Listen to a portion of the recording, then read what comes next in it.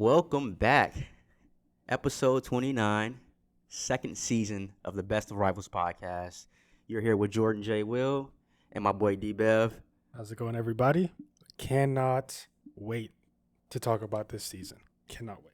I mean, I want to get into, obviously, the main topics, but, let's a little review of what happened. Man City got the Premier League championship, I told you, Jay. I told you this the first episode last season. I told you, and you didn't believe me. 10 push-ups. No, I mean, look, you guys got that one right, but you didn't get the ultimate goal. True. We know what that is. True. We need some motivation for this season. Yeah. Exactly. But you guys made some moves, which we'll touch on. We're not going to go right now. But, you guys did some things that may shake up, the power structure in the Champions League. But Premier League-wise, we just had a great, not great, but a decent opening weekend. Yeah. Arsenal had the first game against Crystal Palace. Yeah. Good game. Your thoughts, do you think they're going to challenge for a top 4 spot this year? Is this the year? Because last year, we were talking about how they were like a mockery. Yeah. Now it's a little flip. They're competitive. They probably should have got top 4 last year, actually, if you think about it. I think they flopped the last 3 games. So,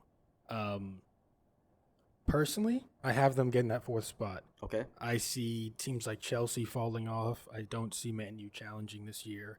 Unless Newcastle, West Ham do something crazy, I think Arsenal will have a real good opportunity. And with that Jesus pickup and that Zinchenko pickup, those are some real players. I think they're probably a little bit short in the midfield. I know they're talking about Tielemans for $30 million. If they can get him by the end of the window, top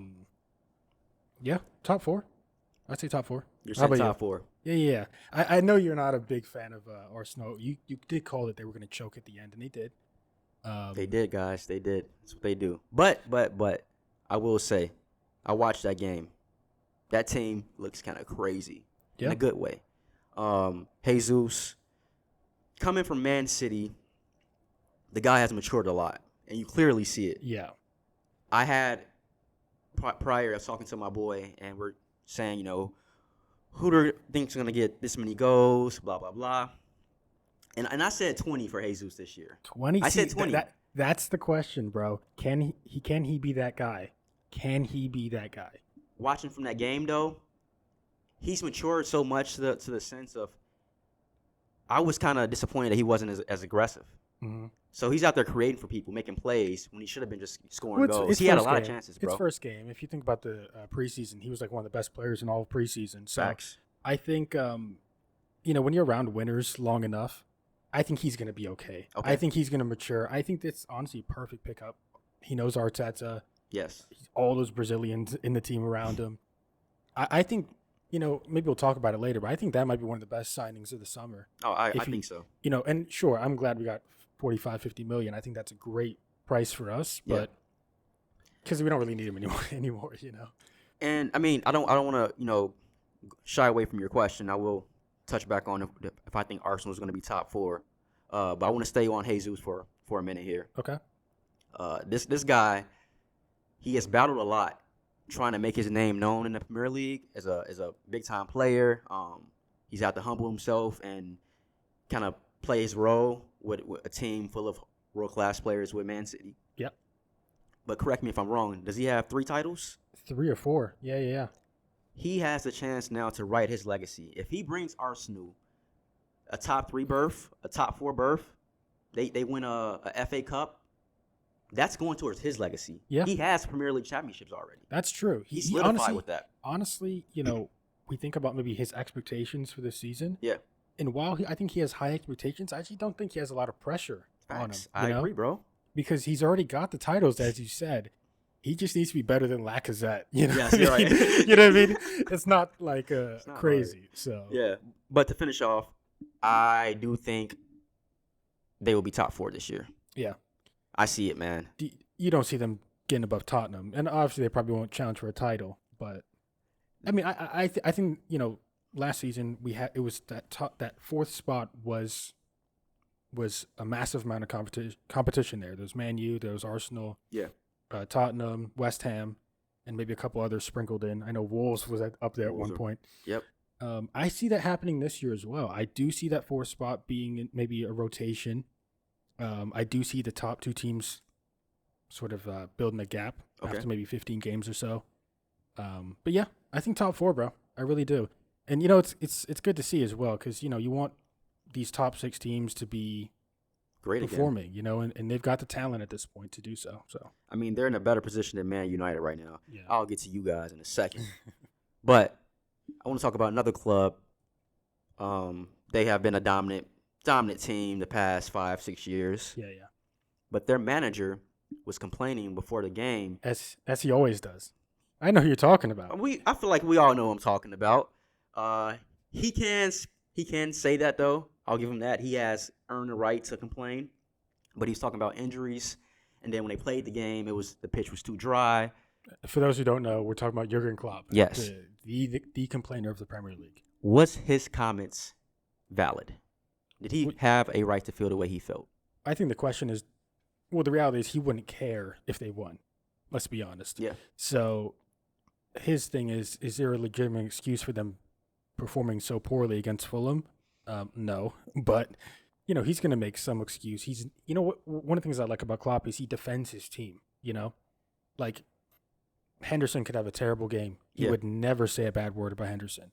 So in that respect, I do like how Klopp deals with the media, but the pitch being dry. I mean, both teams played on the pitch. You know what I mean?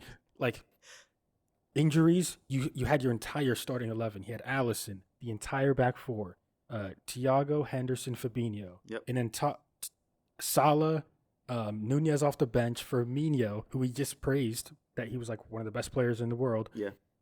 And Diaz. Diaz, yep. Injuries, come on, bro. Like that's ridiculous. So, personally I'm not a big fan of Klopp in terms of like just what he says in the media, but I also completely understand and respect why he goes that route. But yeah, come on. They fumbled the bag first game. And that's after they were celebrating like they won the World Cup when they beat Man City in the Community Shield. So, like, I have no sympathy for those guys at the moment. Like, nah, screw them. Klopp is a master at playing the game of politics. Yes. Yep. He's a master. So, these comments to me mean nothing. You want to know why they mean nothing? They got a draw. They got a point. This is what Liverpool does, man. Yep. When you think like, oh, it was a bad loss for them, a bad draw, bad point, they still got a point. Yeah. They didn't take a L. Yeah, that's a good point. They even if they have a bad game, they're always going to take something from it. They're a very disciplined team. Yes. You never really see them panic. They're losing to Fulham. Like they should be panicking. No panic whatsoever. So yeah, I wasn't worried at all. To me, it's typical Liverpool. The same thing every year. They never start off like crazy like a Man City on a run. It's just they're there. They're hovering, staying afloat, but they're still in striking distance. Yeah, real quick. Do you think they were 1 point off the league last season? Right. A couple goals off the Champions League. Right. And won 2 domestic trophies. Where's their direction? Do you see like a goal for them, an expectation? Or they have to win another trophy, but like which one will it be? I think for them it's Premier League. That's the one that they want. They've only had one. Yeah. Like this has been Pep's run in dominance. I'm sorry, he's by far the best manager in Premier League right now. Easily, he has 4 titles, 2 peats back to back. You know, like that's unheard of. Like it's so hard to do. It's so hard to do. Well, it's not unheard of because Alex Ferguson, but yeah, I know. But think about it though. That's Sir Alex. That's a long time ago. The glory days of Man United. Don't do that. Don't bring up Sir Alex right now. We're not talking. No, about I was saying that he's the guy. You cut it out. All right, we're talking about Klopp and those boys in City. But yeah, I don't know, man. I think they like Premier League title is what they want because you explained to me last season. I'm still learning the game, getting familiar with it. I said I would put a Champions League over a Premier League title. I think that's the highest standard. You said no, for English teams, it's Premier League. That's what they want. It's what they're chasing. And this is what former players say a lot of the times as well. They say like, Premier League's the priority, Right. So. Okay. I mean, I guess I'll go. I'll. At the same time, if you just were 1 point off and you lost in the final of the Champions League, you got to think that stings, and that is probably the motivation that Klopp's telling his team, every single game. In my opinion, I think they're going to completely throw away the domestic cups this season. I know they won both of them last season. I think they're just going to throw them away.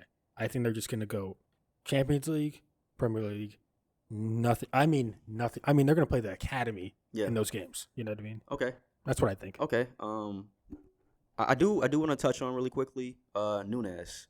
The signing. Oh, let's talk about. I have some things to say about Nunes. Let's talk about it. He was bought more for. I mean, he was valued more than Haaland, right? Didn't they pay? How much did they pay for him? Well, on the back, that was because of a release clause. Okay. With Haaland. So Haaland, his actual price tag was £51 million. Okay. His everything together, agent fees, close to $200 million. Gotcha. So don't even that's not okay. All right. I'm just saying. No, I'm not saying it's good or bad. I'm just saying we all know it's not $51 million. Okay. Yeah. Right. He was pricey. Yeah. He has not, I guess, solidified himself in the eyes of certain people. It's still early. Who? Nunes. Or not Haaland. Yeah.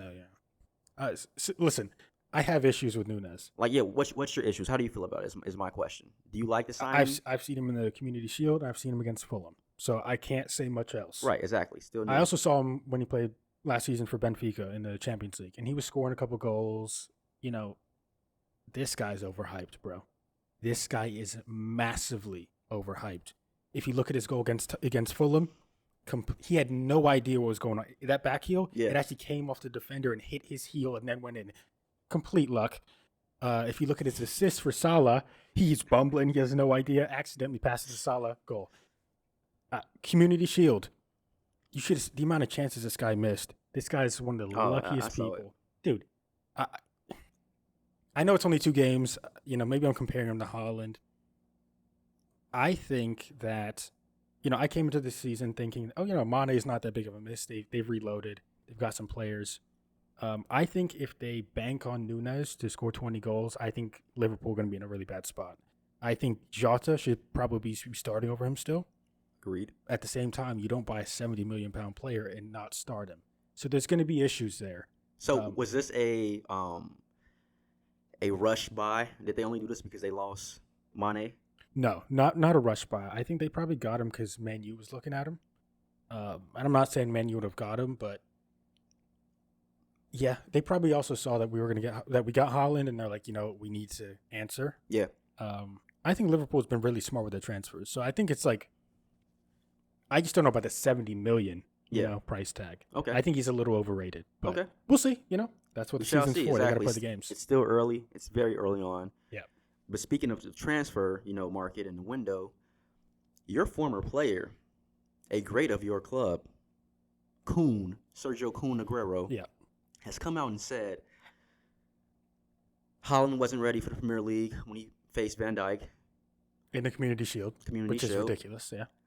He's had some type of feelings about the way you guys have handled, I guess, current players. So Raheem Sterling is now with Chelsea. I have issues with how Sterling played. You know what I mean? I don't have issues with how we've handled him. It's ridiculous. But. Do you agree with Aguero? No. Or is this just him, like the old man syndrome right now? He's that old grumpy man that's in Barcelona that doesn't want to be there. Oh, he's retired. He's done. Oh, he's done now. Yeah. Oh, yeah. Because it's the heart, remember? Okay, right. Exactly. Yeah. So he's retired. Right, so. Exactly. So it's the old man syndrome. That's that what even, it is. Yeah, that plays more even furthers it. Exactly. Listen, I love Aguero. He could say almost anything, and I wouldn't really care. Yeah. He'd still be one of the best players I've ever seen. What is there to say, bro? I mean, you're judging Haaland off of a preseason, saying he's not ready for Van Dijk. It's ridiculous. This is, and then they're talking about how they handle Sterling. What's the issue? He wanted to leave. We got rid of him. I mean, it's gonna happen. This idea that, if Sterling actually finishes chances, and this is what you're gonna see with Chelsea fans. Yeah, they're gonna start being like, oh, this is why Man City fans complained all the time. Yeah, because this guy can't finish. And we saw it, I think, in their game against Everton. I think he missed a couple of chances as well. Yep. Flopping all over the place. Typical flopping Sterling. all over the place, Typical bro. This guy's Sterling. like a fish. You know, to be honest, I didn't complain when he was on my team, Yeah. but yeah, I see it. You I see it now. Yeah. I don't know what Aguero's problem is. I didn't like it at all. I thought it was very distasteful. And this is a guy who we've treated well. You know? Exactly. Now he's treated us just as well. Right. Don't get it twisted. It's just maybe he didn't have he didn't really like Pep that much towards the end. So that's what I was going to get to. And hold on. It's the Pep thing. Hold on. It's the I'm Pep thing. saying that, but I wasn't in the conversations. I don't know if that's just media. I don't know. I just want to put that out there. He knows. We all know. I have no connections with the club. It's well known that Pep has very, very shaky relationships with players. Except for Messi, yeah. Except for Messi, who he loves. but he's the golden boy. We get that. We get that. But it's been said that Pep likes yes men around him. He doesn't like players to question him. I mean, what are your sources? Hey, I can't give away my sources, man. You know what I'm saying? All I'm saying is it's been said. It has been said. And it's kind of apparent too, because one of your best players that you used to have, and Leroy Sané, was pushed out because he wasn't considered part of the Man City mold. He didn't abide by the rules. He didn't want to play, but he was in my opinion, outside of KDB, it was Sané. Yeah, Sané was balling out there, but Pep was like, nah, I don't care how talented he is. He doesn't abide by what I'm saying. This is the conversation that we had last season. You know, who's better manager, Pep or Klopp, or who would you rather play for, Pep or Klopp? I think in terms of who's a better manager, I don't think you can go against Pep. But in terms of who you'd rather play for, I think people would say Klopp. I think, and I think a Sané, an Aguero situation, these types of situations, even a Sterling situation. Yeah. Bernardo Silva's another one. It's kind of weird too right now. He's I want him, but I don't. I don't think that's because he dislikes Pep. I think that's more so he just wants to play for Barcelona. It seems like everyone wants to play for Barcelona this summer. It's Barcelona. Come on. I mean, why do people want to play for this? You know? I said we'll get to my club. Don't worry. We'll get to my club. You don't want to get to your club, bro. But you guys played today. Yep. A brace for Holland. 2-0. Yep.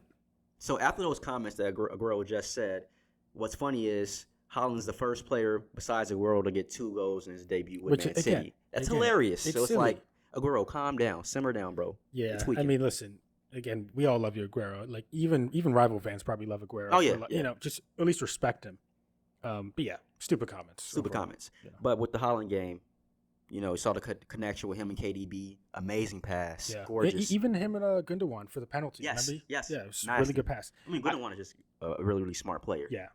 I mean, I was actually thinking that until he gave the ball away and West Ham almost scored. Yeah. But yeah, really smart player. And, won the season for us last season as well. But getting to Holland,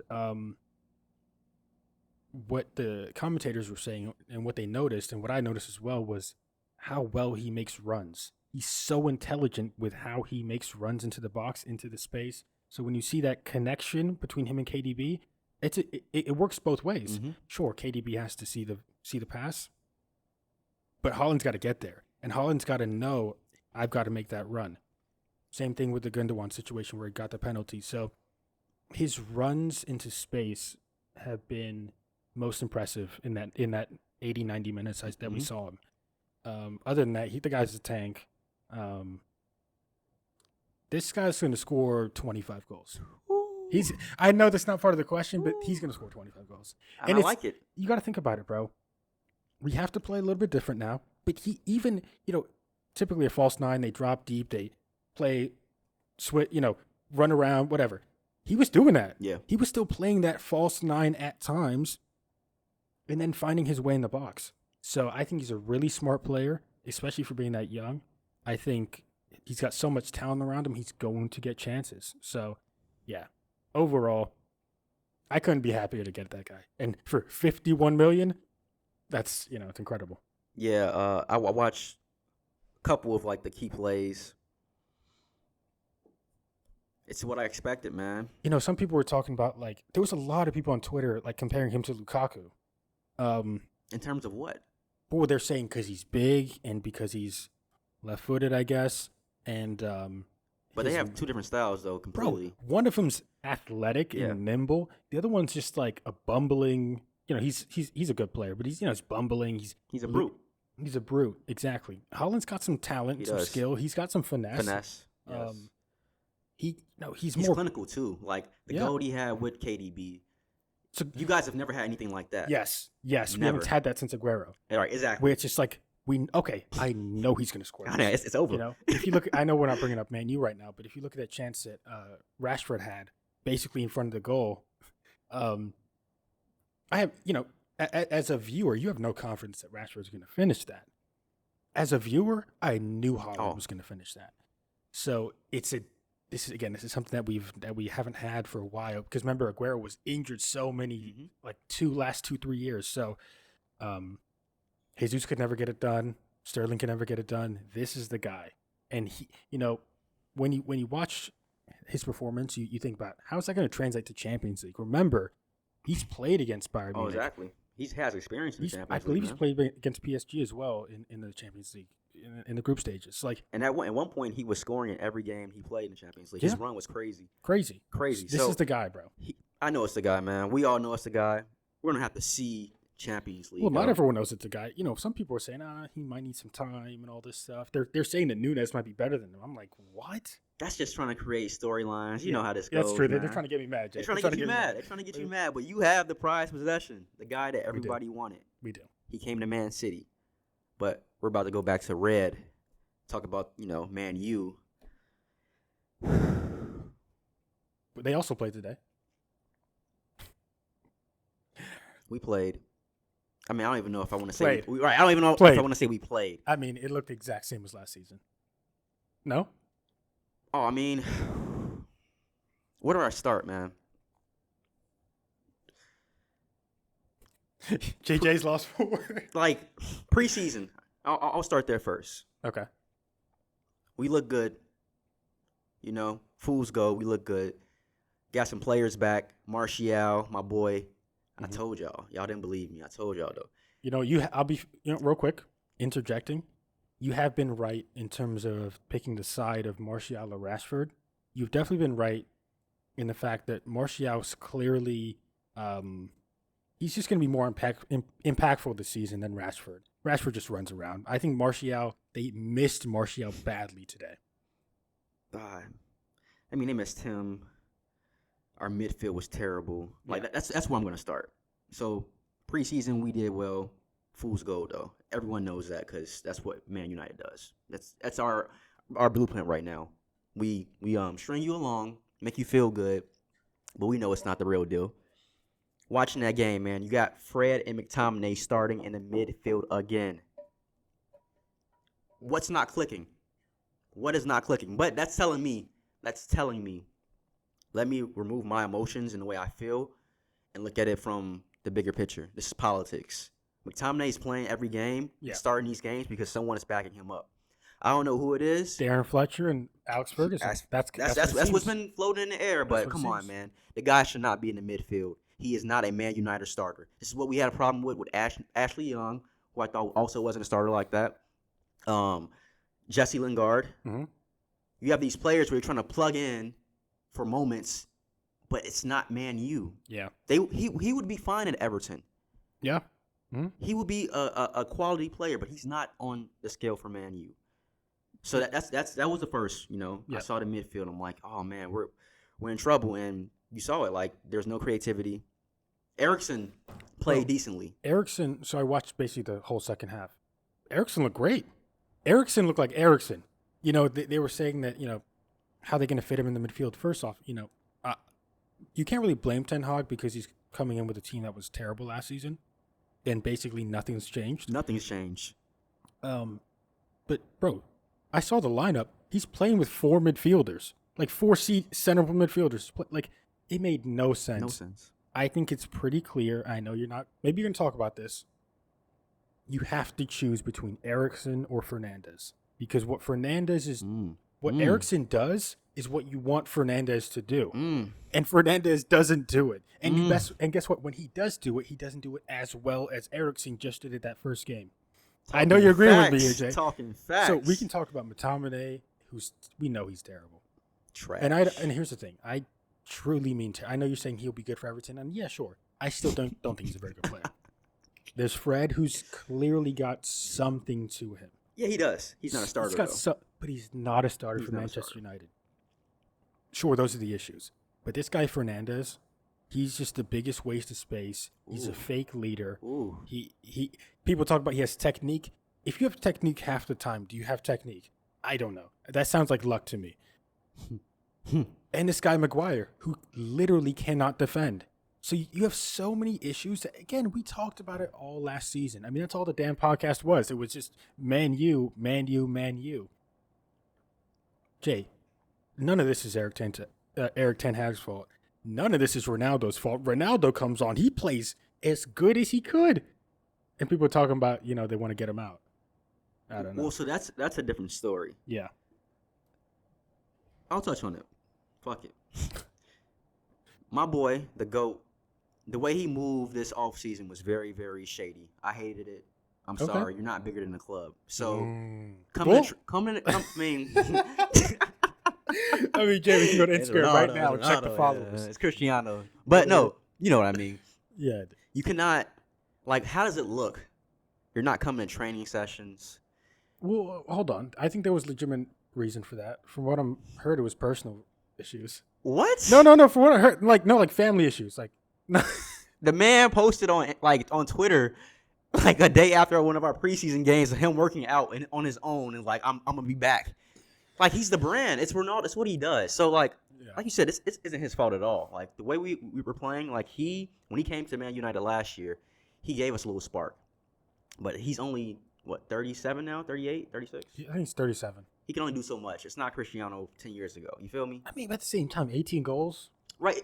That's crazy. That's his standard, though. I think this is the issue that you have, though. You know he's the best player on your team, but you know you need to replace him. You know? I don't think he's the best player on our team. I disagree with that. Who was the best player last season? Who was the best player last season, though? Oh, I mean, yeah, okay. You know what I mean? Okay. That's kind of what I'm getting at. I get it. Sancho can become the best player. I get it. Yeah, he's been balling, man. I'm sorry. I feel bad for him. He's done his part. He does look a lot better. He does look a lot better for sure. He looks relaxed, but we don't have creators, and that's what it is. Well, you do. You have Eriksen, but we have Eriksen, we have Donny, which is crazy, but it just tells me it's politics. If Ten Hag, a former,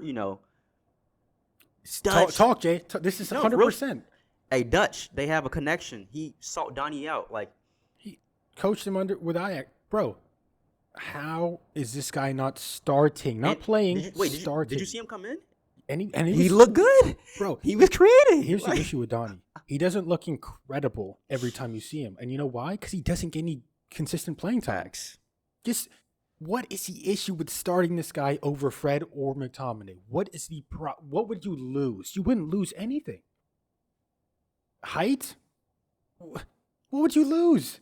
It makes no sense to me why this guy is not playing other than politics. I think Fletcher has an influence still. I think Alex Ferguson has an influence still.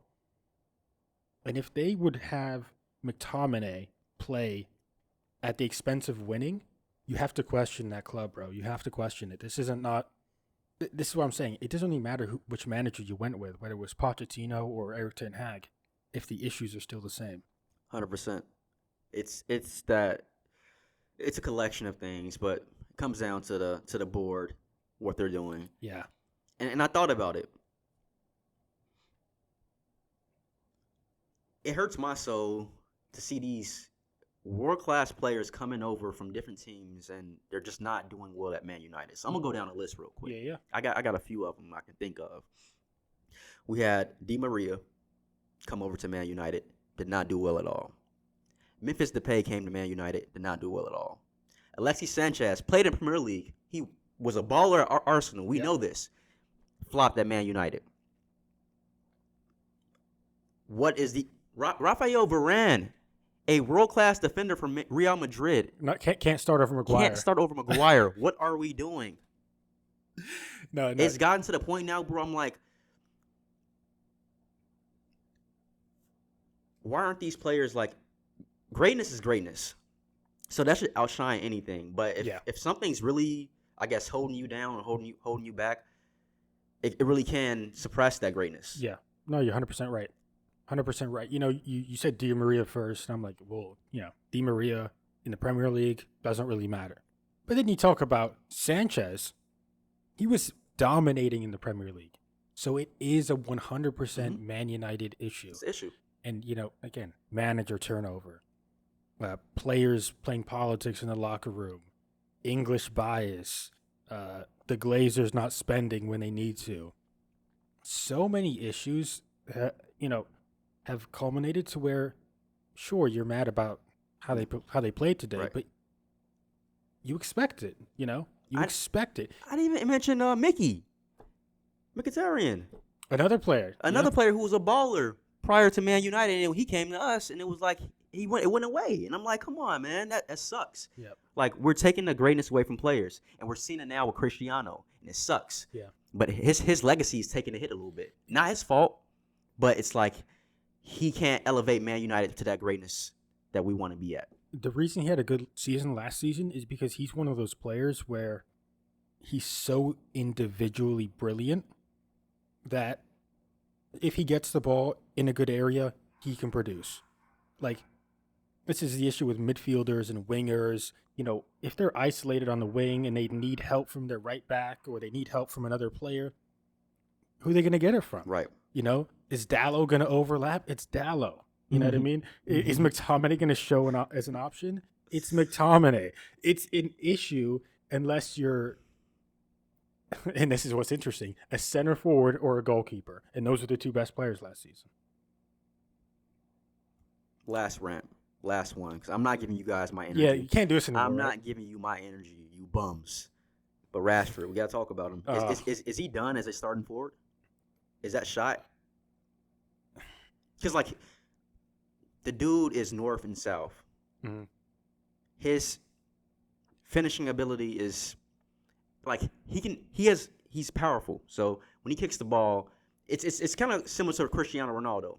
But in terms of finishing, that clinical finish, like composure, he lacks that so much, and it's sad, man. But he is a academy product.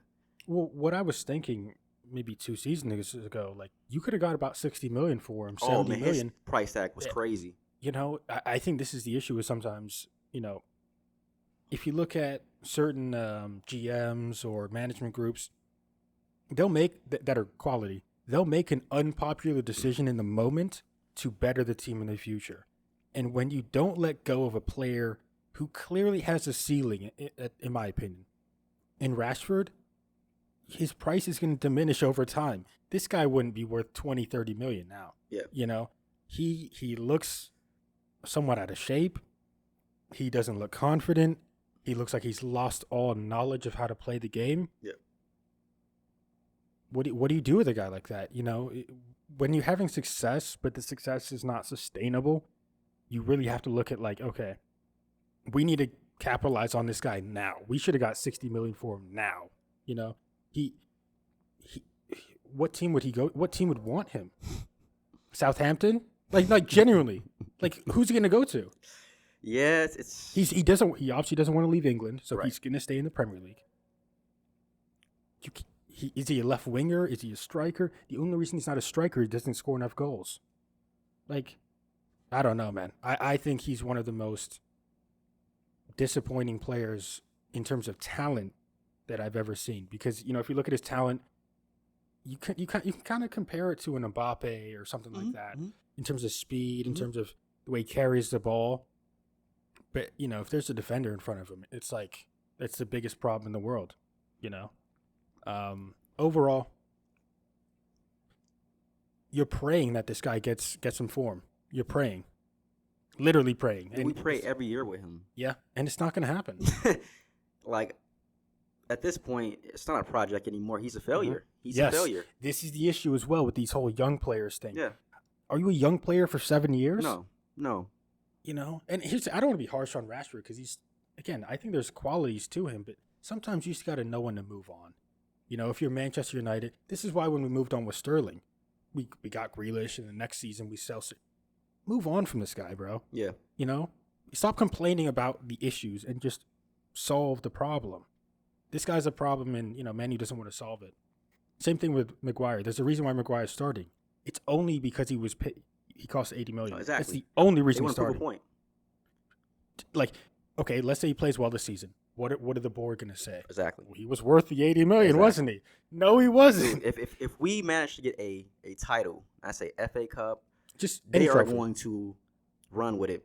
Oh my God, They're gonna run with it. Maguire got his first title at United. He brought us back, but bro, he's one of the worst defenders I've ever seen. Dude's terrible, man. He still defends with his hands. He grabs and pulls, and he's gonna get sent off, like eventually. Like terrible, clumsy, slow. Yeah, I did last one, Man United. I'm done, but I did like Martinez. Short. Really short, but he's aggressive, man. He's a monster. He's feisty. I think you give him 5 games in the league, he'll find his footing really, really well. At the same time, though, you brought over quality in Varane, and with injuries and everything, he didn't really get a good run of games. A lot of times he was playing with a different partner. When you look at like Van Dijk, he's always playing with Matip. Yeah. Or even Konate. If you look at Diaz, he was playing with Laporte all season. Now he's playing with there's a definitive partnership with a lot of these center backs and a lot of these teams. With Man U, is it Lindelof? Is it Maguire? Is it Martinez? Is it Varane? Is it Bailly? Is it Jones? Seriously, there's so many center backs, and it's like there's no established partnership. Yeah. And as a result, the two can't work together. So even if Martinez plays well, it doesn't matter because 2 center backs, there needs to be a partnership. One of the great things about Chelsea's team is that 3 in the back, or at least last season, Rudiger, Christensen, Thiago Silva down the middle, it was solid. They had good communication. You know what they're going to get. I don't care if Martinez has a good game because it's going to be irrelevant if Maguire's messing up. Yeah, I like that. And you brought up Chelsea. They won today. Yesterday. Yesterday, 1-0. Nothing crazy. Not an exciting game. Mason Mount, I had no idea he was playing. Right. Tottenham won 4-1, I believe. They smacked, who was it? I forgot who it was. Southampton? It was one. I think it was Southampton. Okay. Southampton. Okay. So they won, right? But it was, by the way, it was not a convincing game from Tottenham. I know the score line. It was not convincing. Okay. Just to let you know.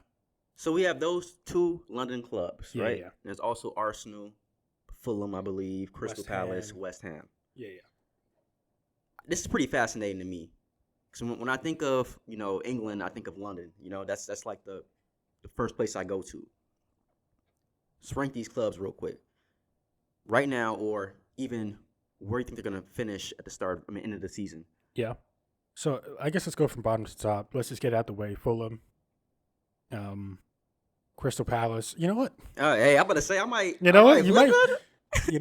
Crystal Palace. They lost Conor Gallagher. Obviously, back at Chelsea. Big loss. I'm wondering if this is the year Crystal Palace kind of fall off. I can't stand Zaha. I just want to say it. I cannot stand that man. He is a little annoying. The way he played against Arsenal was just so selfish. And I get it. You're the best player on the team. But, bro, pass the ball. You ball hog. I hate that. He's the Russell Westbrook, Okay, he's not that bad. He's got some skill. Russ has skill too, but chill. Athleticism. Chill. He goes to the gym. It's disrespect. That's disrespectful. But no, go ahead. Just for now, I'm going to say Fulham, and then I'm going to say Crystal Palace go over them. And then who we looking at? West Ham, Arsenal, Tottenham, Chelsea, exactly. Say West Ham. I'll tell you, West Ham. So today, West Ham obviously played Man City, and Scamacca, their new center forward, very skillful, very nimble. He's also quite tall. I think he's gonna have a really good season. I think he actually might take Antonio's spot as a starting forward. Okay. Someone to look at for sure. However, I'm probably gonna put West Ham next, and then we go Chelsea, Arsenal, Tottenham. Okay. So, yeah, I would go Fulham. Yeah. By the way, Mitrovic, so he scored like 44 goals last season. Yeah. And he scored 2 already. I'm not saying this guy becomes a 20-goal scorer, 20 goals a season in the Premier League. Yeah. just someone to look out for. If it starts creeping up to 10, 12 goals, he actually might become a player that maybe a team looks at in January to buy him up real quick. Okay. Because at least in the Liverpool game, he's a handful, bro. He's big, he's crafty, he's skillful. So, but just wanted to say that about Fulham. Okay. But yeah, I'll go Fulham, CP, West Ham. This is where it gets kind of interesting right here. I mean, to be fair to West Ham real quick, they could sneak above one of those teams. I don't see it happening. I don't see it happening, but they could. I think the top 3 London teams, Arsenal, Chelsea, and Tottenham, they're not threats for the title, but they're going to be good this year. Mm-hmm. Mm-hmm. Nah, I really do, bro. I think Tottenham. So yeah, they're my number 1. Okay, it's Tottenham. Then number 2 would be Chelsea. Really? So this is our debate. So I think Chelsea are going to fall off massively. I think they've spent very poorly. I think Sterling for 45.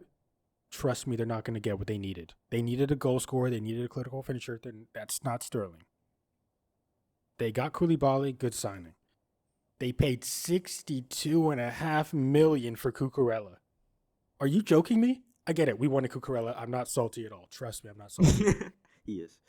$40 million, cool. He had a good season last season. He's not a $62.5 million player. Okay. So it's going to be him and Chilwell fighting for that spot. You could have put that money elsewhere. And biggest issue with Chelsea, and the reason that they're not going to be top 4, Timo Werner's leaving. That's why. Timo. Okay, I try to say it with a straight face. This man has jokes, bro. I try to say it with a straight face. No, but honestly, I mean, Hudson-Odoi is probably leaving. Yeah, I'm just not sold. Well, you've never been sold on Chelsea. I'm not sold on Tuchel. I think they have a ton of talent, but they don't play the right way. Like, bro? They're not even playing the right formation, in my opinion. I mean, Tuchel knows more than me. I get it. Dude, you are salty about that Champions League loss. It hurts you. It hurts you to the core. That's Lampard's win. That's not Tuchel. Frank. Nah, I mean, I think Chelsea will be there simply because they just. Go ahead. Unpopular opinion, crazy prediction. I think Tuchel's gone by December. I think Thomas Tuchel gets fired by December. So that means that Chelsea won't be a top 4 team then, because that's the only reason why they're going to fire him. Yeah. If they're competing for top 4, he won't get fired. No. No.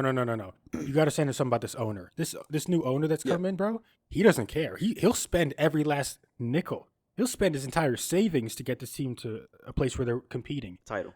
I think if they're in the top 4 race, he's done. Damn. And I think Pochettino has a chance to come in and replace him. That's just by December, I think this guy Tuchel's gone. I think he's one of the most overrated managers I've ever seen. I truly believe that. And no, I'm not salty about the damn Champions League. Not salty. I won't say he's going to be going by December, but this is a lot of pressure on him. Out of every team in the Premier League, Chelsea has the most pressure. I agree, because that's just a fact. They cannot be fighting for top 4. Right. They should be fighting for the league. And they're buying players left and right. They're going crazy. Rightfully so. They had to ban a long time. Well, not a long. It wasn't too long ago. Right. But yeah. So good for them. But they're going to spend $300 million this season or this summer. They have a lot of expectations. And if Tuchel's not getting the best out of all those talented players, he's got to go. And people tell me that this guy's one of the best managers in the league. I don't believe it. I really don't. I think he's completely overhyped. I think he's got way more talent than most teams. I think he's got more talent than Tottenham. Tottenham's going to finish ahead of him because of Antonio Conte. Arsenal, same thing. See, I want to agree with you. I really do, because I do think that Tuchel was kind of overrated as well. He had that one season where he just kind of shocked everybody. Half a season, yeah. I'll keep saying it, bro. Cinderella half a season. Story. Yeah, Cinderella story. It was like, when Steve Kerr came and took Mark Jackson's team. That type of ordeal a little bit. Yeah. But Chelsea benefits from being a big-time club. And with that, you have money, you have influence, you typically get the calls. Yeah. I think they're gonna just be in that position where they luck up. They get these W's where they shouldn't get these W's, but it's happening because it's Chelsea. It's the brand. Maybe something they're pushing. So I don't think he's gonna be gone. I love your conspiracy theories. You always kind of come in with obvious. something. It's obvious, man. I'm looking right into it. I see it for what it is. Fair enough. I'm not complaining. But still a lot of season left to be said. So, I'm not gonna reach the end point where you're at right now with Tuchel. I'm not gonna say he's gone by December. Yeah. I'm giving him some time and show me something different this year. Yeah. Compared to last fair. year. That's fair.